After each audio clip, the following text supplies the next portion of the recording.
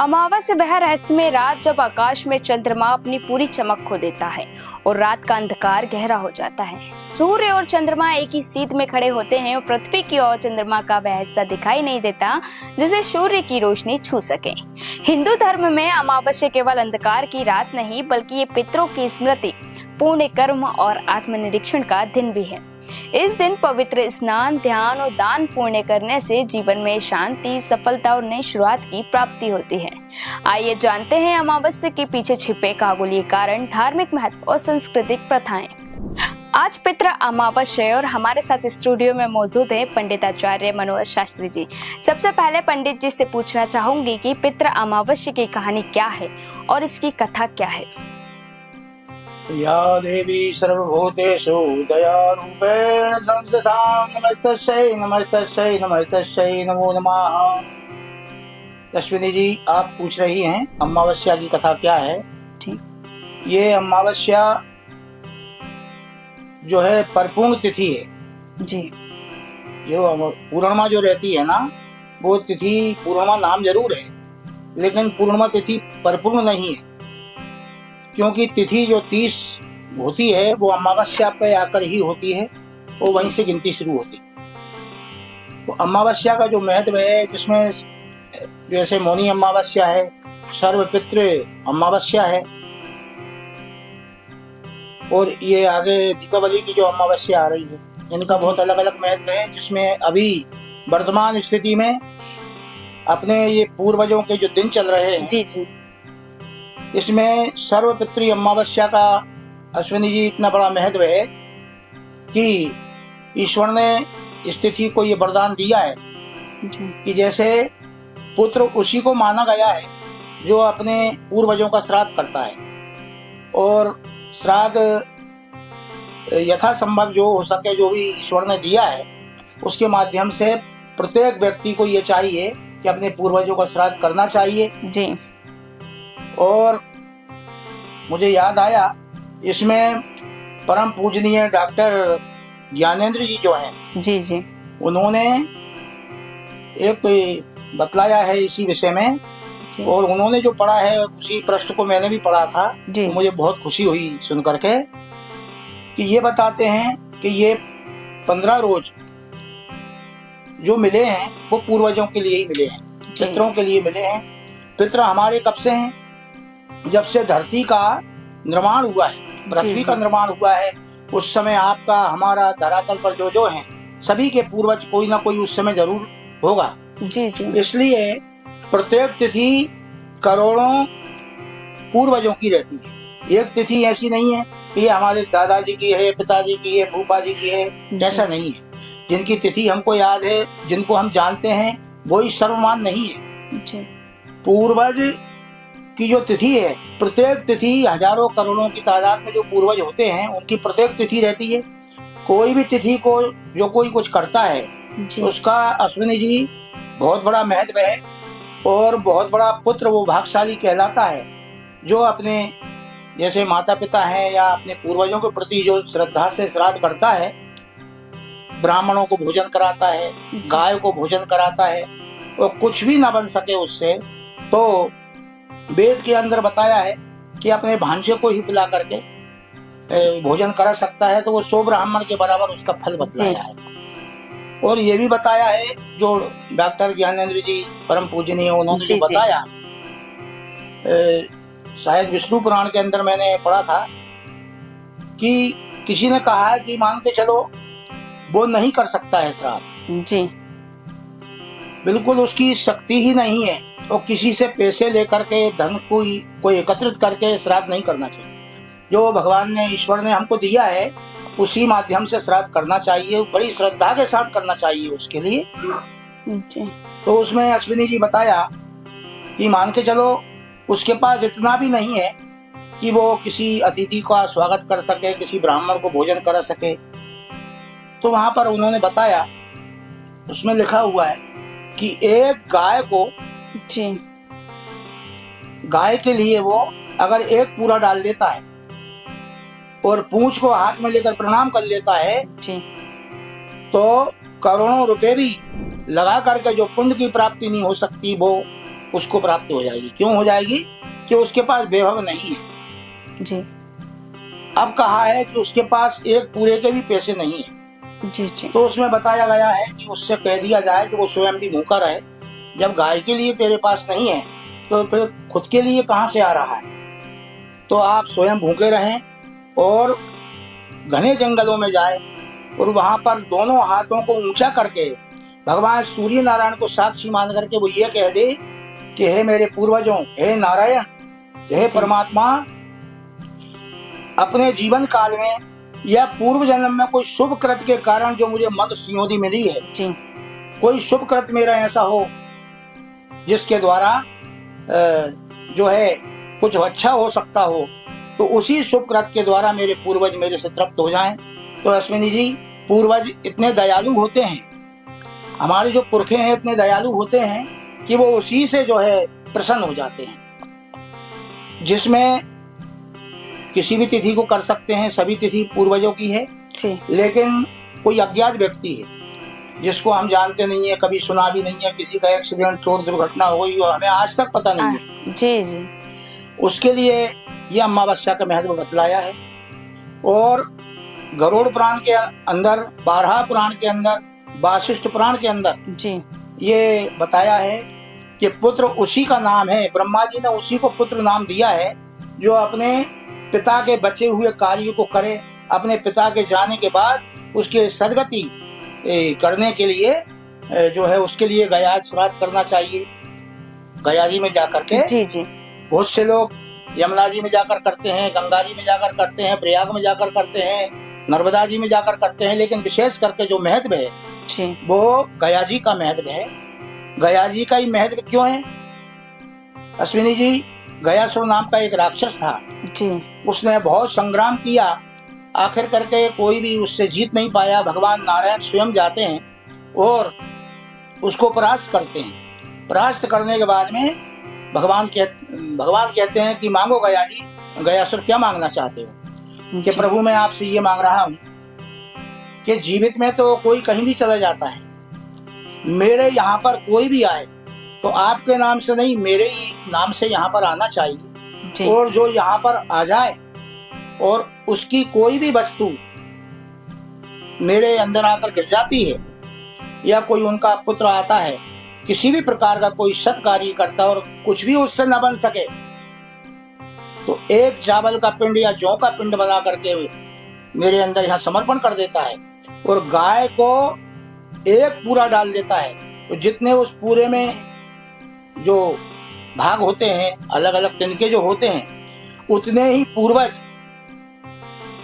उसके जो जितने भी पूर्वज हैं, सबका सिलेक्शन, सबका निवास आपके चरणों में होना चाहिए। आपसे मैं ये वरदान चाहता हूँ प्रभु। भगवान ने उससे तथास्तु कहा जी। तो आज की अमावस्या का जो महत्व है अश्विनी जी, बहुत बड़ा महत्व है और जिसका वर्णन नहीं किया जा सकता है। थोड़ा सा दान ही मनुष्य का कल्याण कर सकता है। और आज के दिन जितने हमारे पूर्वज हैं जी जी, सभी धरातल पर 15 रोज के लिए आते हैं और इसमें जो दान है जी, स्वर्ण दान है, चांदी का दान है, बहुत से दान है, लेकिन सबसे उच्च कोटि का जो दान बताया है वो बताया है गरीबों को भोजन कराना जी, संत ब्राह्मणों को भोजन कराना, ब्राह्मणों को भोजन कराना, अतिथियों का सत्कार करना, किसी का तिरस्कार नहीं करना, ये बतलाया है। गाय की अच्छे से सेवा करना, ये विशेष करके इसमें बतलाया है। पंडित जी, एक विशेष सवाल है आपसे पूछना चाहूंगी कि साल में कितनी अमावस्या होती है और सबसे लाभदायक और बड़ी अमावस्या कौन सी होती है? अमावस्या 24 अमावस्या होती है, जिसमें ये नवरात्रि वाली जो अमावस्या है जैसे आज की है जी जी, और चैत्र के महीने में जो अमावस्या पड़ती है उस रोज संवत्सर बदलाता है जी जी, उसका भी बहुत बड़ा महत्व है। और एक कभी कभी सोमवती अमावस्या सोमवार को पड़ने से सोमवती हो जाती है जी, और कभी कभी यही अमावस्या यदि भोमवार यानी मंगलवार को पड़ जाती है तो उसको भोमवती अमावस्या कहते हैं। भोमवती निशामग्रे चंद्र सर्वकाम गते, उस दिन यदि भगवती का थोड़ा सा स्मरण यदि व्यक्ति कर लेता है और 108 नाम लिख करके अर्धरात्रि में सदविखा नक्षत्र पर चंद्रमा हो, भोजपत्र पर अष्टकंद के द्वारा लिख लेता है तो अवश्य ही वो धन धान से वो व्यक्ति परिपूर्ण हो जाता है।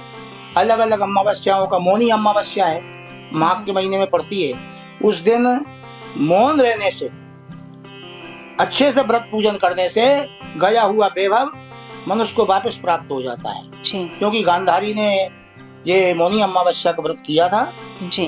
तो इस प्रकार से अलग अलग महत्व हैं, बहुत सी व्यवस्थाएं हैं इसमें अश्विनी जी।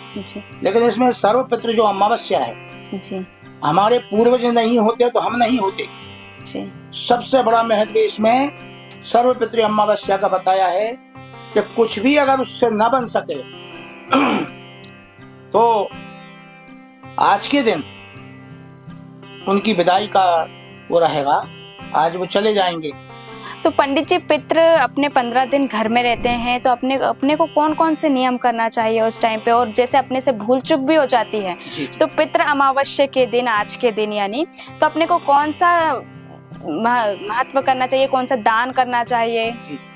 इसमें अश्विनी जी क्षमा में बहुत ताकत होती है जी। क्षमा प्रार्थना करना, क्षमा से देवता भी प्रसन्न हो जाते हैं जी। और पितृ भी देवता के तुल्य होते हैं, उनका स्नेह तो सदैव रहता है। लेकिन ये 15 दिनों में हमें बहुत नियम संयम का पालन करना चाहिए, जैसे कि ब्रह्मचर्य के व्रत का पालन करना जी। नीचे शयन करना, मतलब पृथ्वी पर शयन करना चाहिए, और रोजाना प्रतिदिन पंचबली निकालना चाहिए। पंचबली अगर रोज न निकल सके तो पहले दिन या जिस दिन कोई तिथि जिसकी पड़े उस दिन भी निकाल सकते हैं। गाय, कौआ, कुत्ता, इस प्रकार से 5 निकलती हैं ये जी। और अमावस्या को तो निकालना ही चाहिए, है ना जी। तो इसमें विशेष करके बतलाया है कि जैसे हमसे गलती होना नहीं चाहिए जी। लेकिन हमसे कोई गलती होती है तो पहली बात तो सात्विक प्रवृत्ति से रहना चाहिए। 15 रोज तक लहसुन प्याज का सेवन नहीं करना चाहिए, और घर के अंदर बहुत सुख शांति से रहना चाहिए। आपस में बहुत प्रेम का भाव होना चाहिए, और ऐसा महसूस होना चाहिए कि हमारे पूर्वज हमारे घर के अंदर हैं, हम कहीं भी जाते हैं तो हमारे साथ हैं। और ये सत्य भी है, जो है 15 रोज का उनके लिए वहाँ से परमात्मा के यहाँ से आदेश होता है कि आप जा सकते हो। तो जो है वो अपने अपने घर पर आते हैं, और सबसे जो पुराना घर है, बहुत से लोग यहाँ से संपत्ति को बराबर करके दूसरी जगह चले गए, वो वहाँ नहीं, यहाँ पुराना ही जो उनकी व्यवस्था है सबसे पहले वहाँ जाते हैं, सबको आशीर्वाद देते हैं। अब रही बात क्षमा याचना की, तो प्रतिदिन ही क्षमा याचना मांगना चाहिए। आज के दिन शाम 6 बजे से उनकी यात्रा जो है वापस जाने की शुरू हो जाएगी जी। तो शाम के टाइम एक घी का दीपक, पहली बात तो 16 दीपक लगाना चाहिए 16 दिन के जी। 16 दिन का अगर नहीं बन सकता है तो एक दीपक वो लगा ले, घी का बन जाए। गाय के घी का तो बहुत सुंदर है, गाय का घी ना हो तो तिल्ली का तेल हो जी। उसमें लंबी बत्ती होना चाहिए, और उस बत्ती को जब जलाएं तो हाथ पर होना चाहिए वो दीपक, और जला करके दक्षिण दिशा की ओर मुंह करके बैठें, और दक्षिण दिशा की ओर मुंह करके उस दीपक को हाथ में लेकर के, और पुष्प भी, चावल भी हाथ में रखें, और अपने पूर्वजों का जिन जिन का चित्र ध्यान में आ जाए उनका ध्यान करके बिल्कुल ऐसा सोचें कि बिल्कुल वो मेरे सामने बैठे हैं, सामने खड़े हैं, वो मुझे आशीर्वाद देते हुए वो जा रहे हैं।